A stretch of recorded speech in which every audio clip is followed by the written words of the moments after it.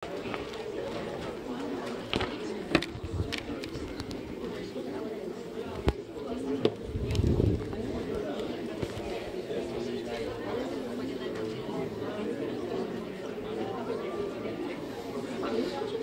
الله الرحمن الرحيم لا حول ولا قوة إلا بالله العلي العظيم الحمد لله رب العالمين صلى الله على سيدنا ونبينا أبي القاسم المصطفى محمد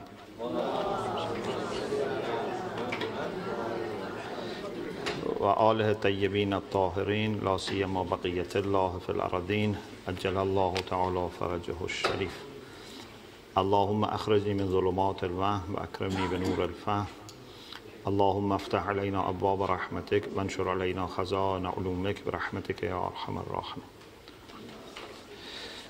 Inshallah, we start tonight first with Sahifah, and as you know, we have had a few sessions as introduction, and we said from this session we will go into the actual content of Sahifah. And today I thought we would start with dua number 7, because this is very relevant dua, and actually one of Maraja today advised that it's a good dua that the mu'mineen do it, in this time that there is this worry about coronavirus. But we have lots of other needs that we need this dua also for.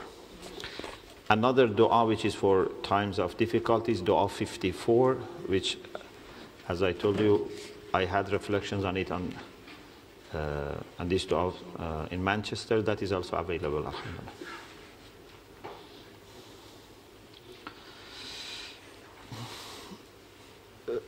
Before I start, I would like to mention something that is our general approach to du'as in the time of difficulties. This life can never be free from difficulties. And we already talked about this in previous courses. This is the nature of this world. And actually, this is needed for our progress. What is important is what types of sufferings we have, and who is responsible for our suffering. So you cannot say, I don't want any suffering at all. If you don't want any suffering, it means that you have not understood the purpose of this life, and you don't want to actually remain in this life.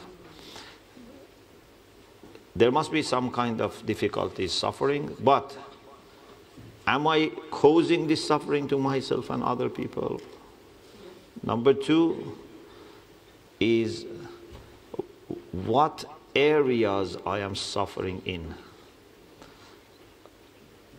Am I suffering in my relation with Allah subhanahu wa ta'ala, in my iman, in my akhlaq, in being a good person, being a moral person, being a caring, father or mother or husband or wife or neighbor or colleague? Am I suffering in these areas? Or I am suffering in some worldly matters, not in some moral, spiritual, religious matters? Is my musibah in my deen, or my musibah is my dunya? Is my musibah is my money and body, or my musibah is my heart and mind? Do I suffer from confusion and misunderstanding and doubts? Or I am suffering from, for example, some issues in my health or in my poverty or job, whatever. So who is causing this?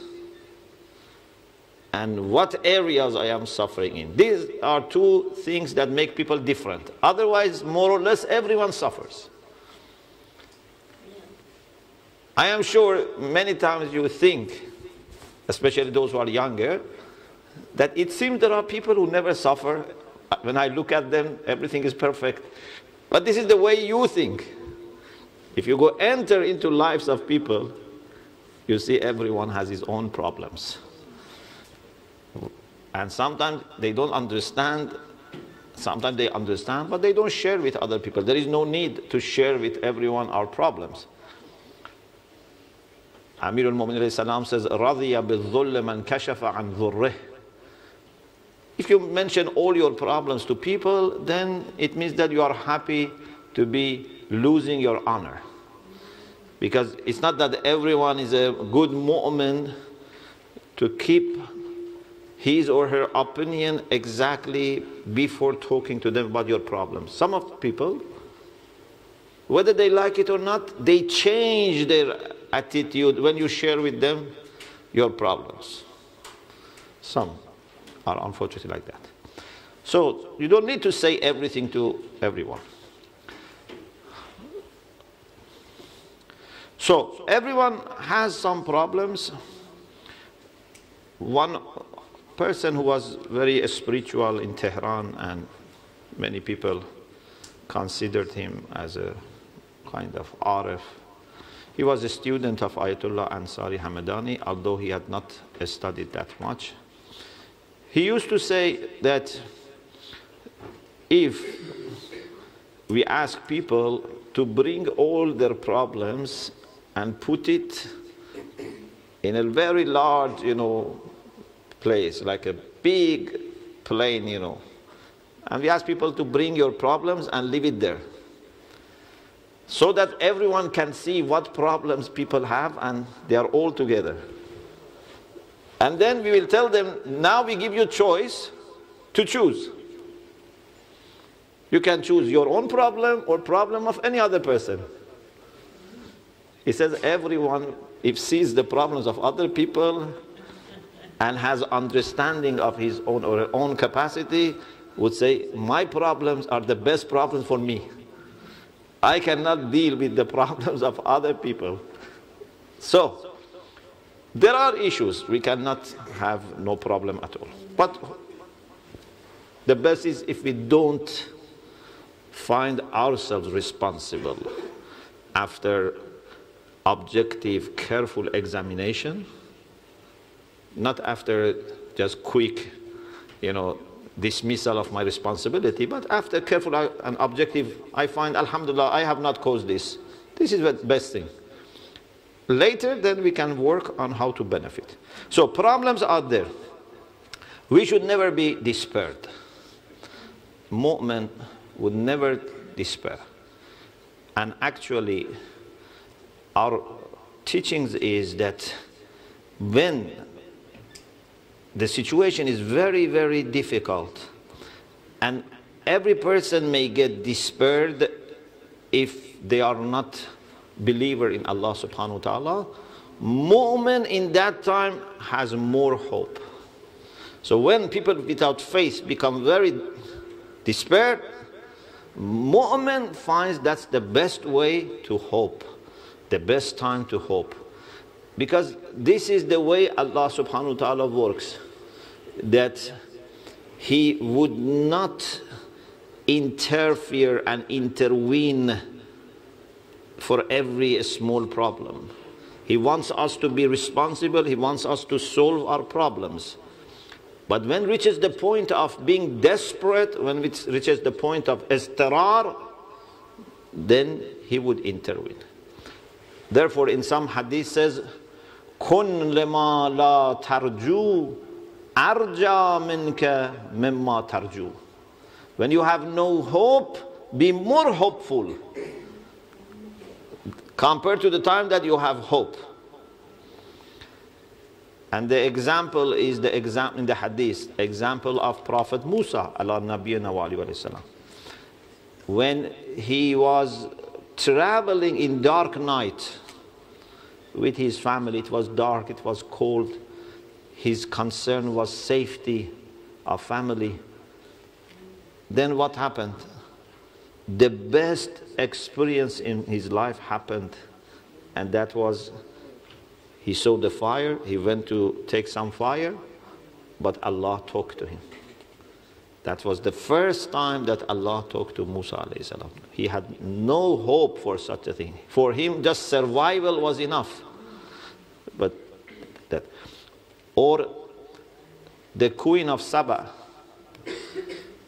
when she went to Sulaiman, she just went to save herself and her nation. But then she was able to embrace faith and become believer. So we have to be very hopeful, especially in difficult times. I told you, I think once, that when it comes to also doing tawassul to Imam Mahdi ajjalallahu ta'ala farajahu sharif, I believe that generally speaking, we should not expect Imam alayhi salam to interfere in every matter and say, okay, you are my Shia, I should help you. You are my community, I should help you. Because in this way we become very dependent and maybe lazy, and also then other people would not be finding this, a right way of being, tested. So Imam alayhi salam has his role in the time of ghaibah, which is to guide but without being noticed, to help without people being able to point at him that he did this. So for most part, maybe 99%, he does things without anyone understanding he is doing this. Like Allah subhanahu wa ta'ala. Allah subhanahu wa ta'ala does everything, but millions of people, we say, there is no God. Who is doing all this? Because he keeps a hijab, he keeps a veil. He doesn't want to impose himself to our understanding so that no one can deny him. So, Imam Mahdi is like this in the time of ghaibah. But there is a way, this is a secret, there is a way to bring Imam Mahdi ajjalallahu ta'ala farajahu sharif to your personal or community or, humanity in general life. Between Imam in the condition of ghaibah and this public life that we have, there is a kind of passage, there is a kind of corridor through which Imam can interfere in our public, in our worldly life or spiritual life in the time of ghaibah. And that is emergency entrance. We have emergency exit, but we have for Imam Mahdi emergency entrance. He can enter through this emergency entrance to this life that we have and help us. But it must be emergency. You have to be mustar. When you are mustar and desperately ask him for help, he would come and help. Some people are very clever. They quickly realize that they are desperate. So they get all the time help from Imam Mahdi ajjalallahu ta'ala farajahu sharif. Some people have to see a tragedy that kills millions of people, then they feel desperate. Otherwise they think, we can manage, we can manage, we can manage. This is one of the worst problems for mu'mineen, if they think they can manage. You cannot manage anything. You cannot even guarantee that next day you are going to wake up. We are so vulnerable, so weak, so dependent. What can you manage? You cannot even say, I am going tonight home. Who knows? So we have to increase our understanding of our need for Allah subhanahu wa ta'ala, our need for Hujjah of Allah, and being in desperate situation. Unfortunately, most of the time, we think everything is all right, we don't need Imam. We will be happy if he helps us, but we don't need, we can manage ourselves. Alhamdulillah, we have community, we have people, we have money, we have guidance, but this is not the right condition. Mu'mineen should feel that like an ill, a poor a stranger, abandoned person, they need their imam. This should be my condition. Like I am a child who has been left on the street, I need my parent. The way that we feel our need for imam must be like this. So if you feel like this, then imam has the chance to come and help you. You see, in the course of history, many people have reported, and some of them, I'm not saying everyone, but some of them we are 100% sure that they were honest people. When they were very desperate, for example, they were traveling, they were going to Hajj or Umrah or Ziyarah, they lost everyone, they were going to die without any food, any water, under heat, many reports. And they asked Imam alayhi salam to help, they received help. Some of our Maraja in very desperate time, they received help. But is this arbitrary? Is this something that happens by chance? No. There is a very clear procedure, and everyone acts according to that procedure, receives the same treatment. There is nothing by chance. It's impossible that you are in the same condition and then once your dua is accepted, another time your dua is not accepted. It's impossible. If it's the same condition, every time you receive the same response. So, we should never be despaired, and indeed, problems should increase our hope for intervening and intervention of Allah subhanahu wa ta'ala and Imam alayhi salam. Amirul Mu'mineen alayhi salam says, وَلَوْ أَنَّ السَّمَاوَاتِ وَالْأَرَضِينَ كَانَتَا عَلَىٰ عَبْدٍ رَتْقًا ثُمَّ اتَّقَى اللَّهُ لَجَعَلَ لَهُ مِنْهُمَا مَخْرَجًا. If skies and earth for a servant of Allah are very tight and closed, it seems there is no way out. So much pressure is squeezing me. I cannot, I don't know if you had this experience. Sometimes problems are so much, you feel you cannot even, breathe properly, especially when it's a matter of your honor and dignity. Sometimes you feel you cannot breathe. So much pressure. Amir al-Mu'mineen says, if the skies and the earth for a servant are so tight, but he or she remains muttaqi, ثُمَّ اتَّقَى اللَّهُ لَجَعَلَ لَهُ مِنْهُمَا مَخْرَجًا. Allah will make for him a way out. This is actually Quran. Amir al-Mu'mineen is inspired by Quran. مَنْ يَتَّقِ اللَّهُ يَجْعَلْ لَهُ مَخْرَجًا. Whoever is muttaqi, Allah will provide him with a solution, with a way out.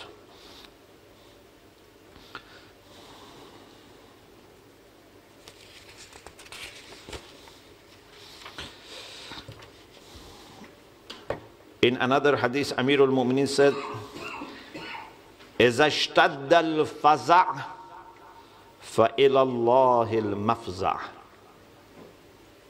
If difficulty is very intense and you need to scream for help, if you need shelter and refuge, then you must go to Allah subhanahu wa ta'ala. You don't need to wonder where to go. Is there any solution? If there is, where is it?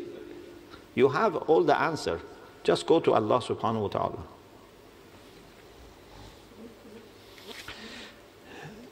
Sheikh Kulayni narrates from Imam Musa ibn Ja'far alayhi salam,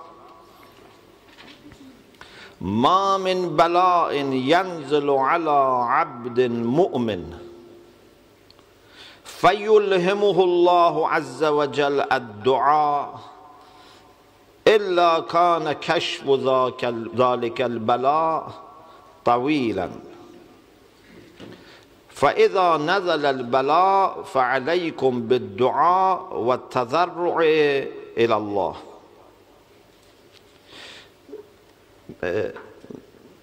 There is no dua, no problem that happens to a servant that Allah inspires him to do dua unless that dua will help to solve the problem quickly. And if in the time of difficulty you forget or you don't remember, you don't feel making dua, that is the time that the bala is going to become long. So a sign to see whether this bala is a bala that it has quick solution or not is whether you are given tawfiq to do dua or not. If a bala comes and we all are praying and asking Allah for help, it's a good sign. If a bala comes and become too busy that we don't do dua, or we become hopeless, we don't do dua, that is very worrying. That's very worrying.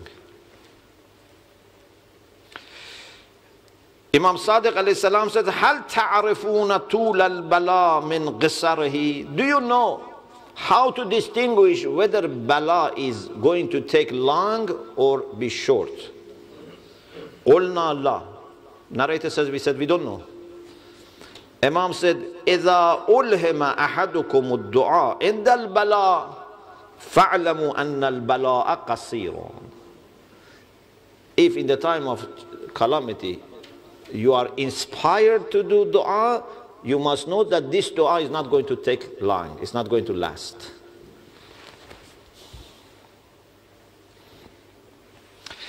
In another hadith, Imam Musa ibn Ja'far says, these are the hadiths that the late Sayyid Ali Khan al-Madani mentions as commentary for this dua that we are going to. So at the beginning he mentions this beautiful hadith for this dua of Sahifah Sajjadiyyah.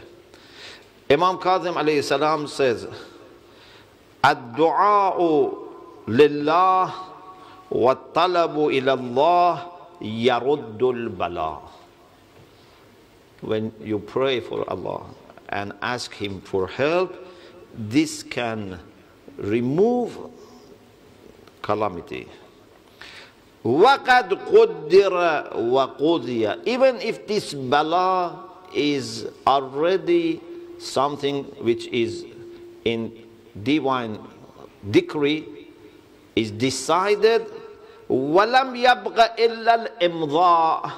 So everything is planned according to the factors that are there. This is the qadha of Allah. And inshallah later I explain. It doesn't mean that these calamities necessarily are planned by Allah, but because we believe in Tawheed Af'ali, at the end everything that happens must be signed, must be permitted by Allah subhanahu wa ta'ala. So this dua is part of qaza of Allah subhanahu wa ta'ala, part of qaza and taqdeer. The only thing is imdha, is to let it go. Even at this stage with dua you can stop it.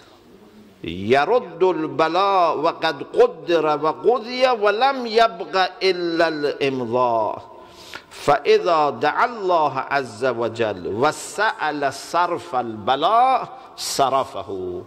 If at this very last moment everything is already planned, you ask Allah to turn away this bala, Allah will turn it away.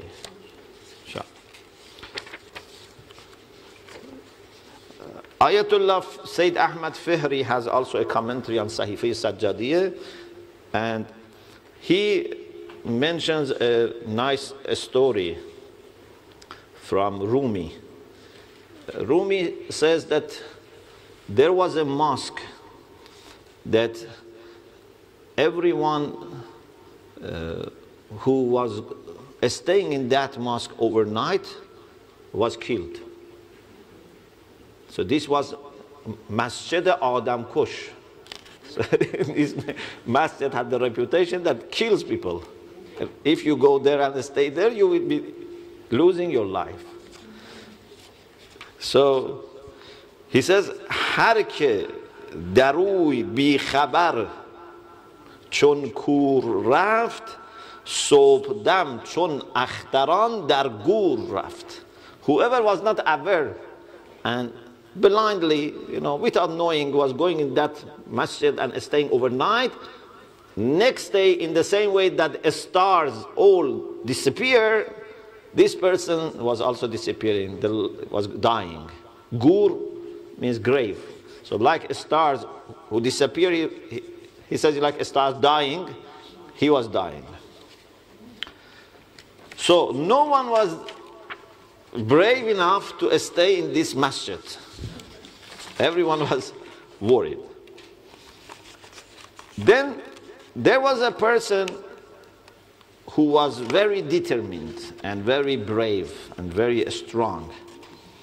And he said, I'm going to stay in this masjid tonight. People told him, don't go there.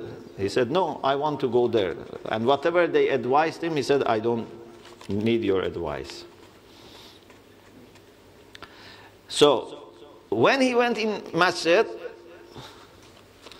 in the night he heard very dangerous sounds in the masjid that everyone could have heart attack, But this man barjahido bang barzad kekia hazaram inak agar mardi bia. He also shouted and said, I am ready. You want to fight me? I fight you back. I'm not going to run away. I am not going to die. He challenged. در زمان بشکست زاواز آن طلسم زر همی ریزید هر سو قسم قسم.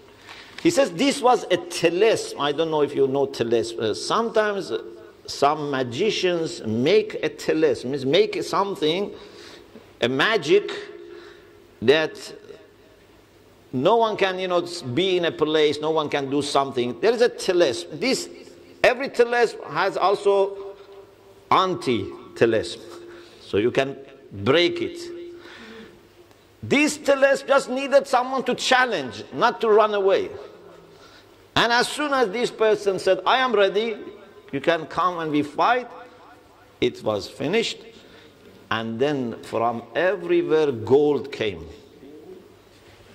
to this person. So he had lots of gold. پر شد آن مسجد ز زر. زر means gold. پر شد آن مسجد ز زر هر جایگاه. Every place of masjid was filled with gold. مرد حیران شد ز تقدیر اله. Then he was surprised about plan of Allah subhanahu wa ta'ala. So then Rumi wants to say this masjid is actually dunya. In dunya, those who are worried and afraid of challenges and problems, they want to run away from problems, they cannot reach that gold. But if you say, I am here, I don't run away, I face challenges, challenges will run away. Someone has to run away, either you or challenges. This is the nature of this world. So you have to be brave and stand in your position, put your trust in Allah subhanahu wa ta'ala, and then you will get a lot. Something that you can never get through ordinary circumstances. Okay, now let's go to dua number 7. Ya man tuhallu bihi uqadul makare. This is the dua of Imam alayhi salam when there were difficulties, when he was facing life is very difficult for himself and also for, training other people.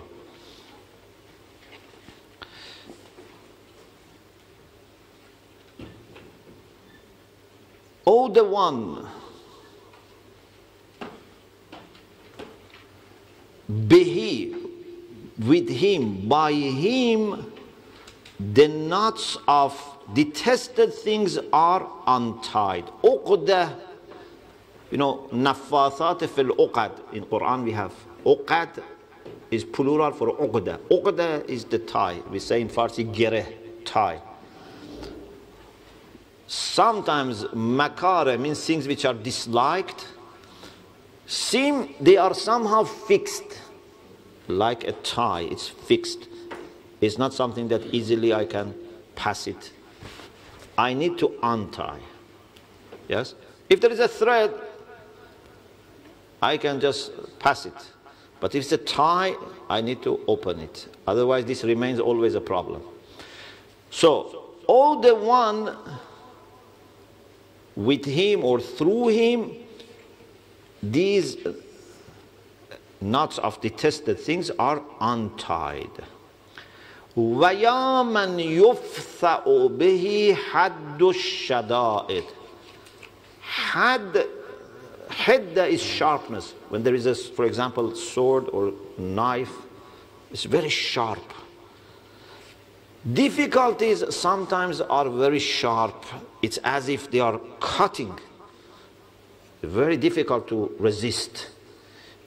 If something, you know, like, for example, a stone, a rock is coming towards me, I can somehow resist. But if something very sharp like a knife comes and pressurizes, it's very difficult. We are not able to, you know, resist. But Allah subhanahu wa ta'ala is the one that when He intervenes, the sharpness, the cutting edge of hardship is blunted. يَا مَنْ يُلْتَمَسُ مِنْهُ الْمخرج إِلَى رَوْحِ الفرج. O the one from whom the way out is asked, coming out of problem to Rawh al-Faraj, to the joy and freshness of relief. So it's like someone who is in a room under fire finds a way out to go to a garden. 180-degree difficulty. Rawh al-Faraj. When Allah subhanahu wa ta'ala solves your problem, then it's not just the problem is solved. You feel you are refreshed. You feel you are energized. You know, imagine, for example, if someone has cancer and then his cancer is healed, he is not just not sad, he's extra happy that now my cancer is healed. نزلت لقدرتك الصعاب. Because of your power, those things which are صعب, which are difficult, they become very manageable. They become very gentle. Dhalla is like dhalil, yeah, means humiliated, someone who has no dignity. But for problems, dhalla means they become manageable. They become something that we can control. وتسببت بلطفك الأسباب. Because of your lutf, your favor, all the causes are working and functioning. Everything that is operating and functioning, everything that is benefiting us. Who is musabbibul asbab? If you have something to eat, something to drink, something to cover yourself, everything that you have has a cause. But don't just look this much. Go higher and see who is arranging these causes, who is beyond and the ultimate cause. وجرى بقدرتك القضاء. And because of your power, the decree is into effect. ومضت على إرادتك الأشياء. And everything is happening because of your will. Nothing in this world happens without His will. Of course, Allah doesn't need us to tell Him this. It's very clear that when we say this, it means that we are reminding ourselves. We are renewing our understanding of Tawheed in every aspect, especially Tawheed Af'ali, that everything is an action of God and everything is through the will of God. So we are not talking to someone that just feels sorry for us. You know, sometimes I come to you and tell my problems. It's good, you say, I am sad, I really feel you are sad for me. That's a comfort. But Allah is not like this. Allah is the one who has everything in His hand.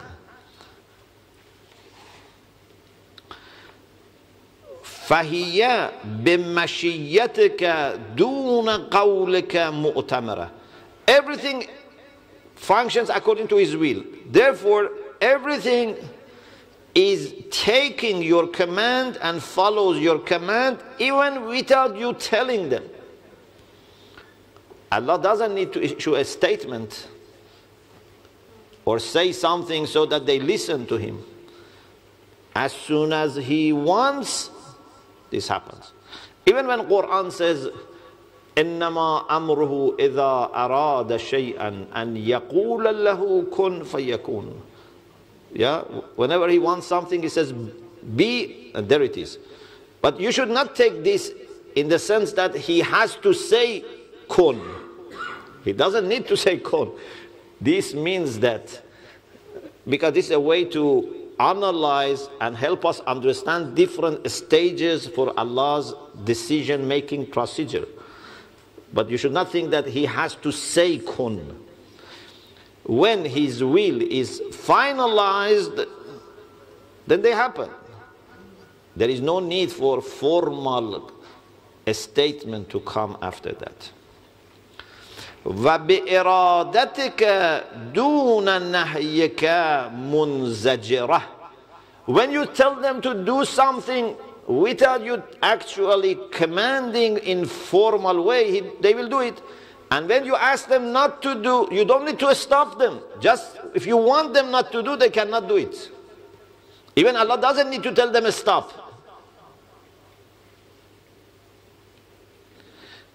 In Aqaid, you remember we had this example. If you think about images in your mind, we said this is something that Allah says is very helpful to understanding relation between cause and effect.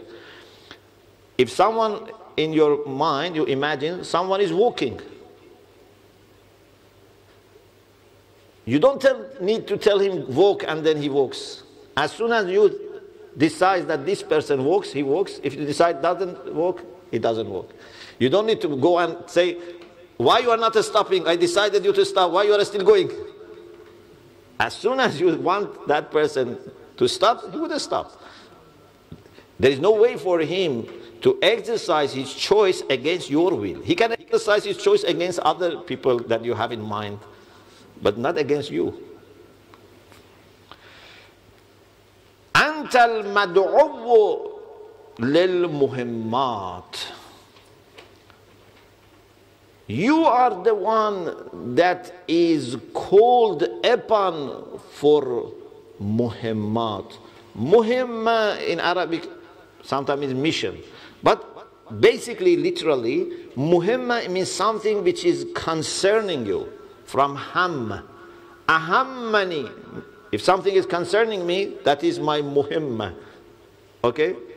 And missions are called muhimma because when they are given to you as a task, now you have the concern to deliver your mission.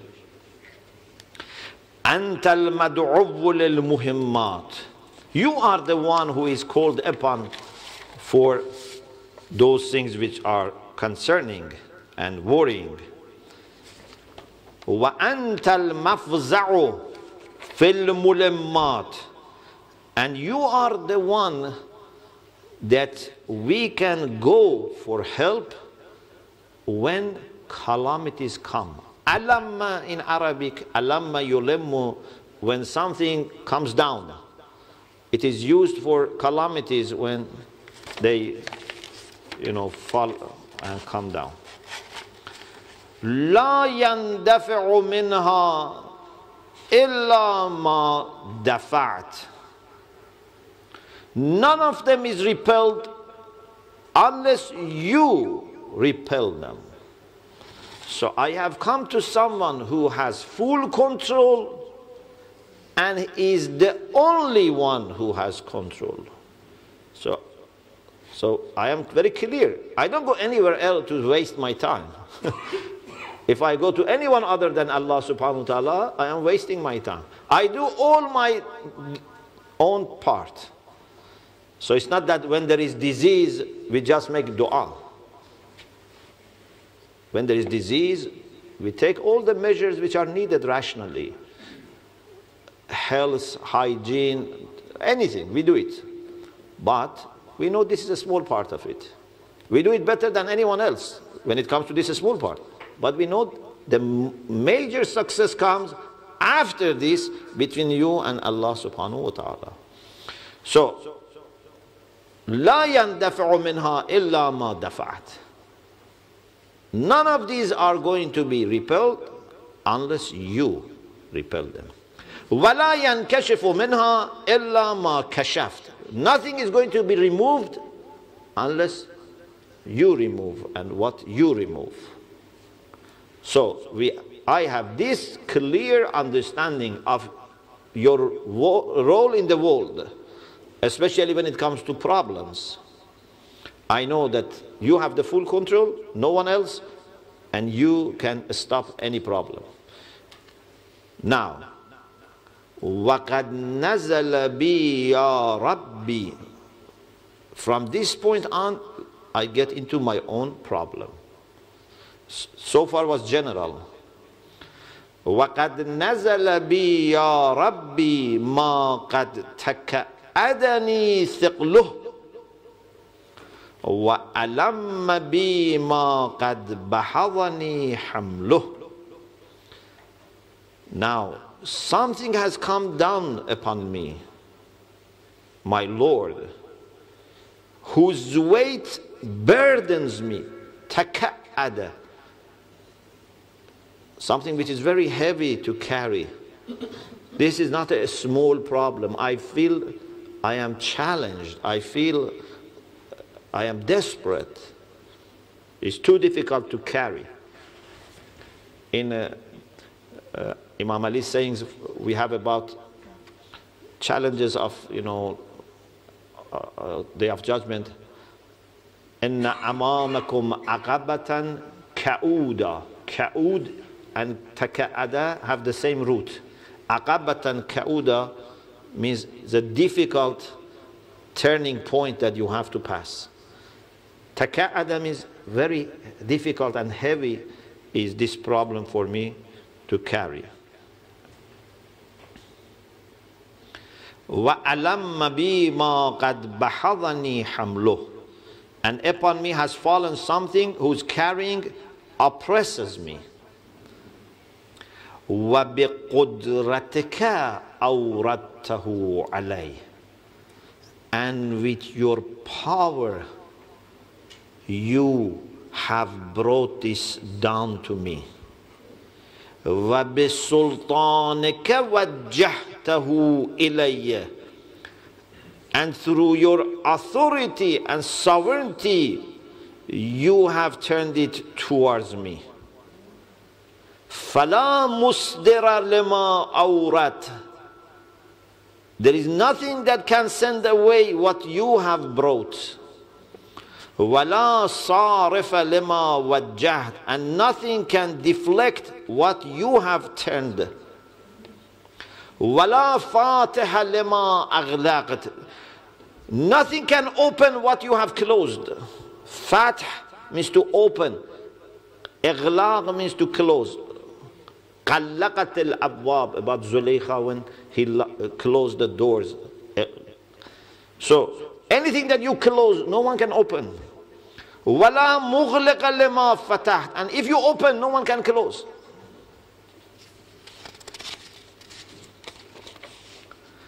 وَلَا مُيَسِّرَ لِمَا عَسَّرْتَ. If you make something difficult, no one can make it easy. وَلَا نَاصِرَ لِمَنْ خَذَلْتَ. And there is no helper when you leave someone without help. If you don't want someone to receive help, no one is going to help that person. فَصَلَّ عَلَى مُحَمَّدٍ وَآلِهِ. So he says salutation and then he continues. I leave the rest for next session, but I just want to finish with one point. When we say to Allah that you with your power brought this problem and no one can take it away from me except you, this is based on our understanding of Tawheed. If you don't get it right, you may think, why Allah has caused this problem to us? Why, we should suffer? Why there must be, drought, famine, illness, war? No, be clear. This is for our understanding of Tawheed. Even if someone irresponsible does something bad to me, I know that this still is part of the whole system, that Allah is in charge. Because if you don't have this mentality, then you think, okay, why I should ask Allah for help? This person has caused the problem and I cannot do anything because I have no power over that person.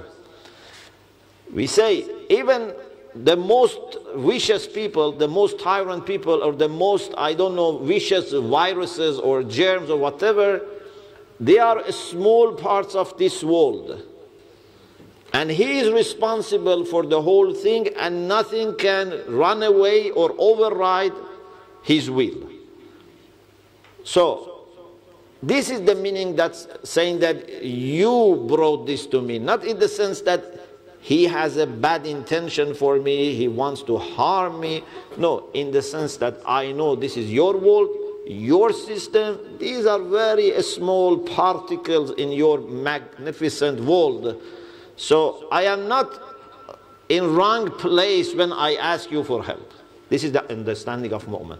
Not that, na'udhu billah, Allah is, trying to annoy us or, put us into difficulties. Yes, there are times that maybe Allah has a special plan for you, but most of the tests that we go through are not there except because we or some other people have put us into these difficulties. It's not that Allah wanted me to become poor, Allah wanted me to become ill. Most of the time, there are natural or human factors that lead to having these problems, but what is important, they are part of His system, and He is fully in charge of this system. So you can always go to Him to ask for help, but in the right manner, not by doing nothing, not by putting blame on Him, just by understanding your limits, your role, and being 100% hopeful that when it's the right time, He would always come and help you. He has no hesitation for helping except wisdom that He has in the whole system. You cannot all the time with your little knowledge or with your impatience, excite Him and pressurize Him, like a child, sometimes cries and, we lose our control and we do something that later we say, I shouldn't do this. But Allah is not influenced by our impatience, but if there is a right time and He feels I am really desperate, He would certainly help. But it must be right time and with your sign of really asking for help. We ask Allah subhanahu wa ta'ala to help all of us, especially with respect to those things that challenge our iman, challenge our akhlaq, challenge our family, community life. Alhamdulillah Rabbil Alameen.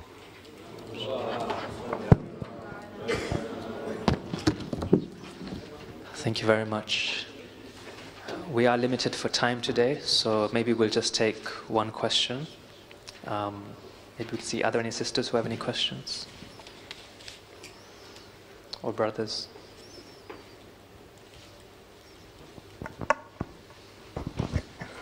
Assalamu alaikum, Sheikh. Assalamu alaikum. Just a quick question. Is there a particular reason why he brings the blessing the Prophet here in the middle of the dua?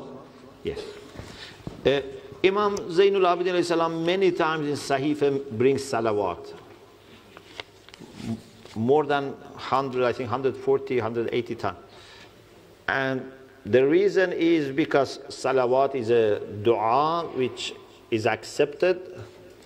And then if you bring salawat with other du'as, inshallah, those du'as also will be accepted, because some, say that Allah is more merciful than accepting one and rejecting one. Like in Farsi we have, this expression when you sometimes you go to a grocery to buy something. For example, apple. Sometimes people choose and pick up. Sometimes shopkeeper says, darham bebar. Darham bebar means take everything. You cannot pick. So we take our hajat to Allah subhanahu wa ta'ala and we say, please darham bebar means take all our hajat together, not pick up and say, okay, salawat I accept, but next one I don't accept. No. If you manage to get one of your du'as accepted, inshallah he would accept the rest.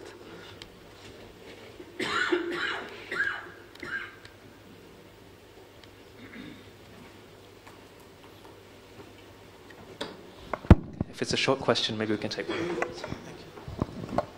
Sorry, Assalamu alaikum, Sheikh. So to what extent, so I know you said that, what is the cause of the problem you were talking about? Is it something you've done to cause the problem? So to what extent, if you feel that it's something you've done, do you take responsibility yourself to try and solve it? Or obviously Allah controls everything, but how do you balance that? Do you always, for every single thing is that the aim, to like every single thing in your life you ask Allah for help with? Or do you sort of try and do most tasks through your iman, through yourself, and then when you really need him, then ask? Because if there is a problem, first we should stop the problem from the root. Yeah? So for example, if there is a leakage in the pipeline in my home, I have to first make sure that I find where is the leakage and stop it, and then repair the home. If I start repairing without fixing, it's not going to solve. So if my bad attitude, my bad treatment, my bad akhlaq, my carelessness, my laziness, my, diet, whatever is causing this problem, first I should find out my role and stop that. And then do tawbah. And then I continue with asking Allah for help to now solve the problem, to fix the problem. But if I don't acknowledge my role, this means that problem is continuing.